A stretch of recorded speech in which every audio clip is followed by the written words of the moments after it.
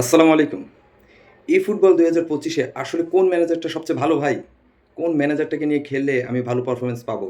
এমন প্রশ্নের অভাব নেই। অনেকে আমাকে প্রশ্ন করেছেন এইরকম টাইপের। আমি তাদেরকে সহজে উত্তর দিয়ে দিয়েছি কিন্তু ইদানিং এত প্রশ্ন আসছে ম্যানেজার নিয়ে তো আমি চিন্তা করলাম ম্যানেজার নিয়ে একটা ভিডিও বানানো যাক।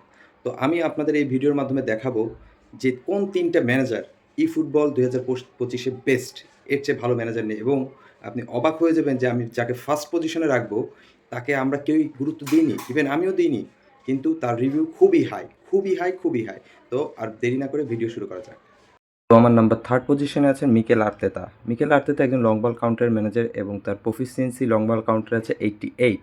এটা যথেষ্ট এবং তার কোচিং অ্যাফিনিটিতে আছে স্টার প্লেয়ার্স যারা 5 স্টার প্লেয়ার্স তারা ম্যাচ চলাকালীন 200% এক্সপেরিয়েন্স পয়েন্ট গেইন করবে। এটা নরমাল একটা বিষয়।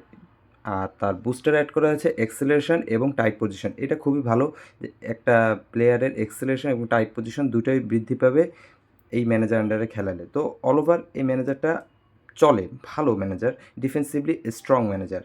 আর পরবর্তী আমার 2nd পজিশনে ম্যানেজারটা আছে ইটালির যে ন্যাশনাল টিমের ম্যানেজার স্পালেতি, সে আমার 2য় চয়েসে আছে এবং সে বর্তমানে লং বল কাউন্টারে হাই প্রফিসিয়েন্সি নিয়ে আছে 89। এর চেয়ে বেশি আর কারণ নেই এবং তারও কোচিং অ্যাফিনিটি আর্তেতার মতোই স্টার প্লেয়ার্স।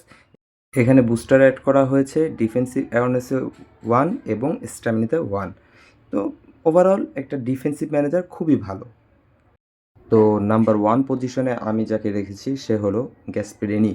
গ্যাসপারিনি ম্যানেজারটার কুইক কাউন্টার এবং লং বল কাউন্টারে দুটোই প্রফিসিয়েন্সি 88। এটা একটা ম্যানেজারের জন্য যথেষ্ট, 2 প্রফিসিয়েন্সিতেই খুব ভালো পারফরম্যান্স দেওয়ার জন্য।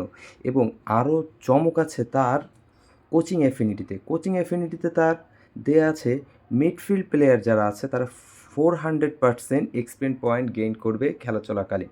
তার মানে তার আন্ডারে একটা ফরমেশনে যদি মিডফিল্ড বেশি থাকে, মিডে যদি 4-5টা প্লেয়ার থাকে সেক্ষেত্রে তার আন্ডারে ওই মিডফিল্ডগুলো খুব হাই পারফরম্যান্স করবে। এইটা আর অন্য কোনো ম্যানেজারে নেই এবং তার বুস্টার অ্যাড করানো হয়েছে ফিজিক্যাল 1।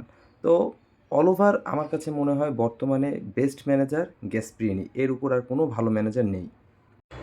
বর্তমানে যারা গ্লোবালি টপ 20-তে আছে তাদের 20 জনের ভিতর 7 থেকে 8 জনই গ্যাসপারিনি ম্যানেজার ইউজ করে থাকে। তো বুঝতেই পারতেছেন গ্যাসপারিনি ম্যানেজার কতটা ভালো হলে গ্লোবালি যারা প্লেয়ার তারা Gasperini manager single booster manager use করে। নিশ্চয়ই এটা খুব ভালো ম্যানেজার এবং যদি আপনি এই ম্যানেজারটা আপনার কাছে থাকে অবশ্যই ইউজ করবেন এবং ফরমেশনে এমন ফরমেশন ক্রিয়েট করবেন যেটা মিডফিল্ড কেন্দ্রিক ফরমেশন হয়। মিডে যেন বেশি প্লেয়ার থাকে তাহলে আপনি অনেক হেল্প পাবেন। আশা করি ভিডিওটা আপনাদের অনেক উপকারে আসবে। যদি ভালো লেগে থাকে তাহলে লাইক করবেন, পারলে শেয়ারও করে দেবেন। ধন্যবাদ।